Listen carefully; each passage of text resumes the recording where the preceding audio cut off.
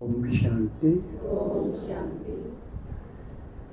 शिव परमात्मा के अर्थात भोले बाबा के, भोले भगवान के, भोले लाडले मीठे भाग्यशाली सिलेक्टेड यानी चुने हुए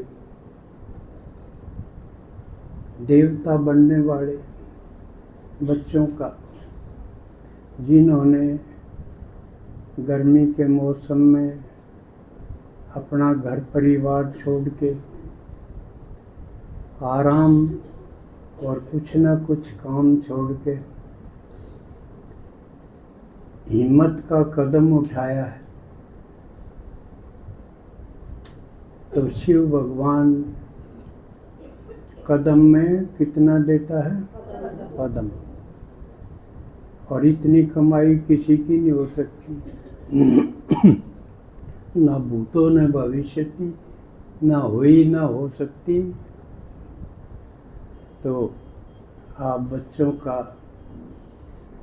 कदम जमा करते हैं और आपकी सब समस्याओं का बोझ अपने ऊपर ले लेते हैं और आपको लाइट बना के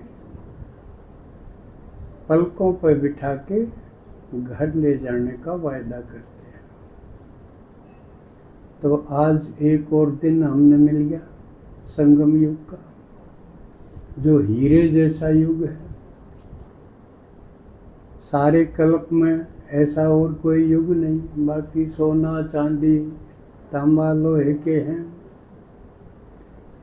केवल संगम युग ही हीरे जैसा। क्यों है हीरे जैसा? एक तरफ समस्याओं की, दुखों की अति है, लेकिन उसी समय भगवान का आना, जो कभी सोचा भी नहीं था।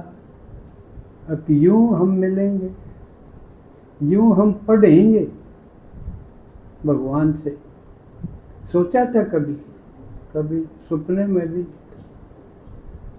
तो इसलिए हमारे जैसा भाग्यशाली कोई हो ही नहीं सकता। और भगवान ने आके क्या कुछ दिया है, उसको संभालना आता है ना। नया जन्म दिया, पुराना जन्म शूद्र जन्म था। अब समाज में सबसे उत्तम जो माना जाए ब्राह्मण, भूदेव जिसको बोले, वो जन्म दिया। लेकिन आज तक कोई भी शूद्र को ब्राह्मण नहीं बना सका। समाज सुधारकों ने थोड़ी बहुत कोशिश तो की, खासकर आर्य समाज के, जैसे स्वामी श्रद्धानंद जी हुए, जिनके बलिदान दिल्ली में यादगार भी है। श्रद्धानंद मार्ग किसी ने सुना होगा। उन्होंने कोशिश की भाई जो कन्वर्ट हो गए उनको दोबारा इस धर्म में लाया जाए, लेकिन वो सफल नहीं हो सके। कोई भी सफल नहीं हो सका धर्म में लाने पर भी। ब्राह्मण बनाना तो बहुत ऊंची बात थी समाज, लेकिन बाबा ने आते ही एक झटके से शूद्र से ब्राह्मण बना दिया। भाई ठीक है, अपने खान पान की शुद्धि रखो और मुझे याद करो, सृष्टि चक्र को याद करो, बस मुश्किल कुछ भी नहीं। तो एक तो नया जन्म दिया, दूसरा हमारे लिए हॉस्पिटल भी यही और यूनिवर्सिटी भी यही। तो ये गजब की बात हुई। इससे बढ़कर एक ऐसा श्रेष्ठ परिवार दिया कि हम पुराने परिवार में दुखी हो गए थे। आप सबका अनुभव है कैसा हो गया था पुराना परिवार। सब अपनी अपनी तरफ खींचे, कोई किसी की माने नहीं, सब कांटे थे।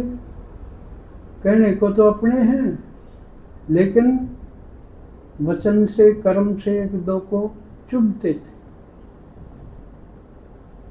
हम भी सोचते थे इस परिवार ये कैसे होगा, ये कोई जीना थोड़ी। तो भगवान ने वो कमी पूरी की। इस दैवी परिवार की विशेषताओं का तो वर्णन नहीं हो सकता। पुराने परिवार में हम माँ की तो वैसे नहीं कीमत समझते थे, बहनों और बेटियों को देख के हम रोते थे, अब क्यों और खर्चा आ गया, इनके बात बढ़ने पड़ेंगे, इनका कमेंट करते रहना पड़ेगा जितने जीवन।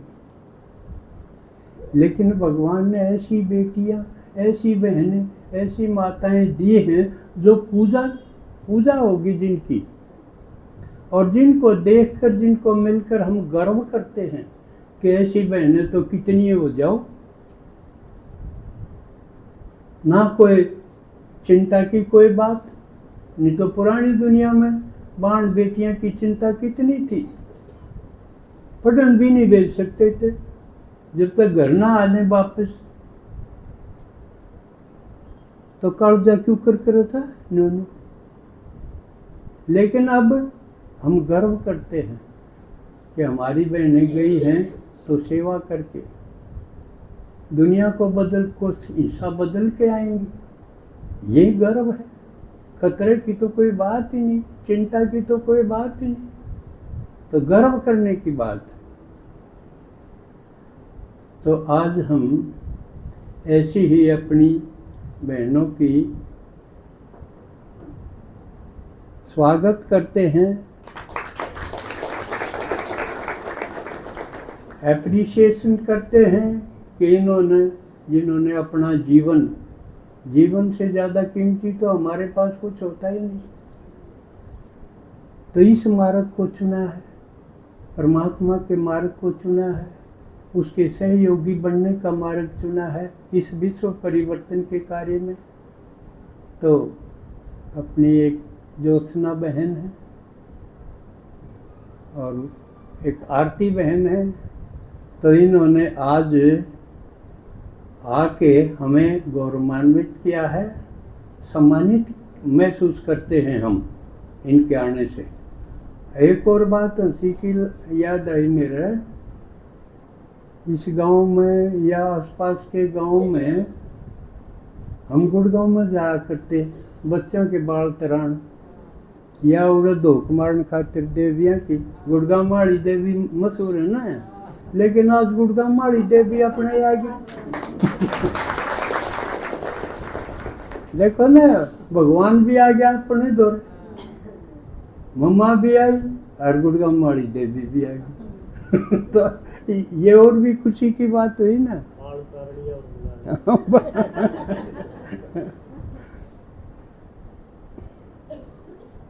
तो अब सुमन कहाँ है, वो कैसे, तो मैं भी बाबा को फॉलो करके मैं भी सर्वेंट हूँ इन कन्याओं बहनों का, तो ये जैसे कहेंगे वैसे करूँगा।